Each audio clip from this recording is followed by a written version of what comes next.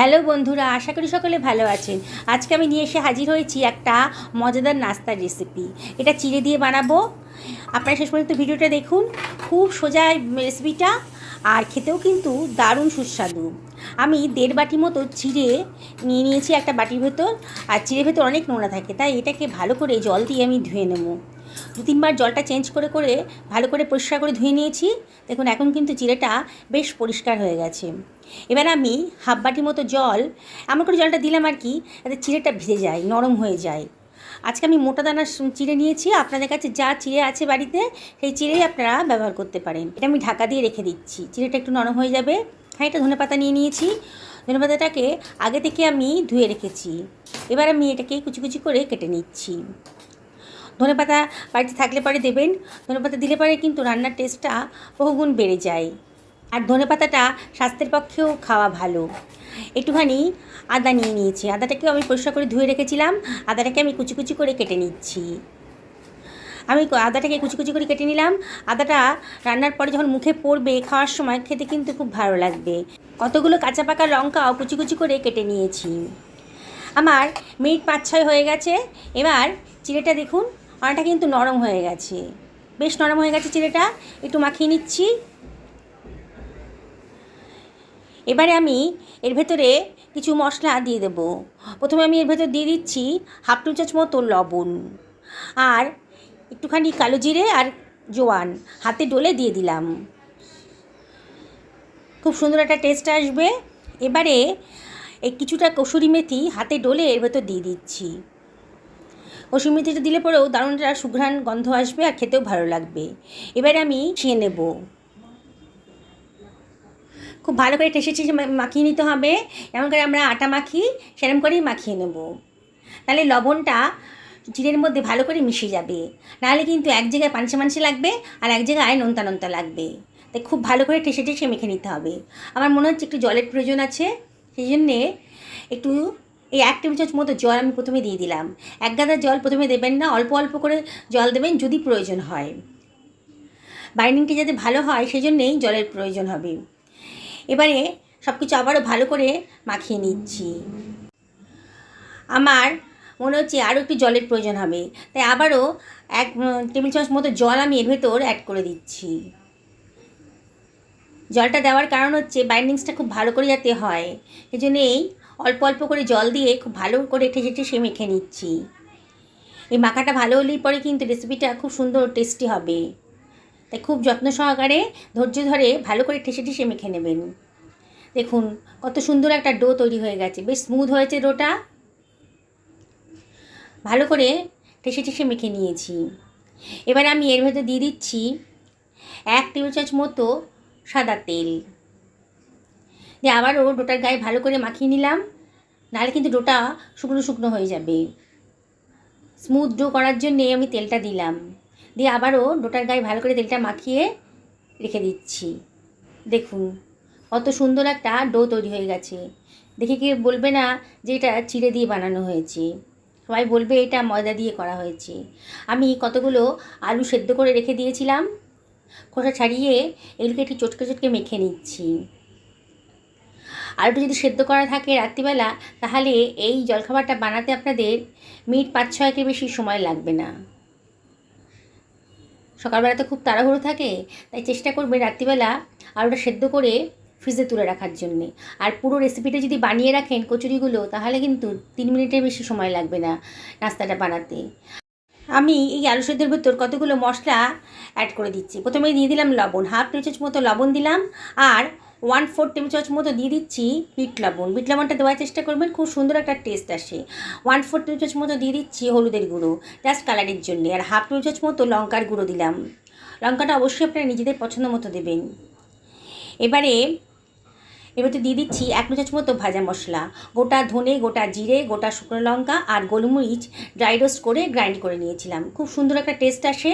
Half চামচ মতো চাট মশলাও দিয়ে দিলাম। আর দিয়ে দিচ্ছি আদা কুচিটা, যেটা আমি কেটে রেখেছিলাম আগে। আর দিয়ে দিলাম লঙ্কা কুচিটা। এবারে আমি এর ভেতরে দিয়ে দিচ্ছি ধনেপাতা কুচি। দারুণ সুন্দর একটা টেস্টি রেসিপি তৈরি হতে চলেছে।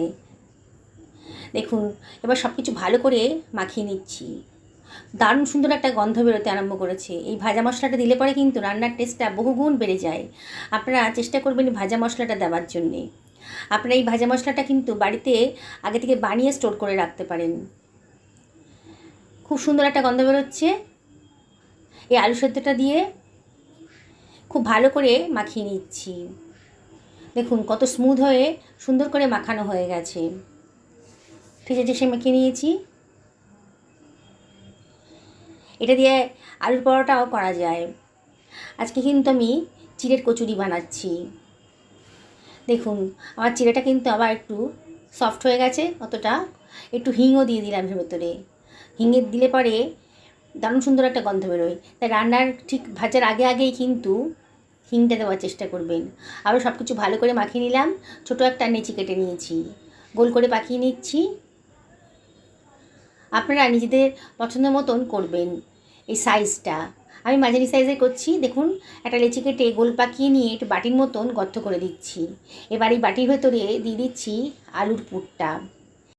এটা বানানো একেবারেই সোজা। আপনারা এই কচুরিগুলো কিন্তু না ভেজে এই অবস্থায় ফ্রিজে রেখে দিতে পারেন 7 দিন। যখন প্রয়োজন হবে বাড়িতে অতিথি এলে বা কিংবা সন্ধ্যার জলখাবারে কি সকালের জলখাবারে ফ্রিজ থেকে বার করে তারপরে কিন্তু ভেজে দিতে পারেন। দেখছেন তো বানানোটা কত সোজা।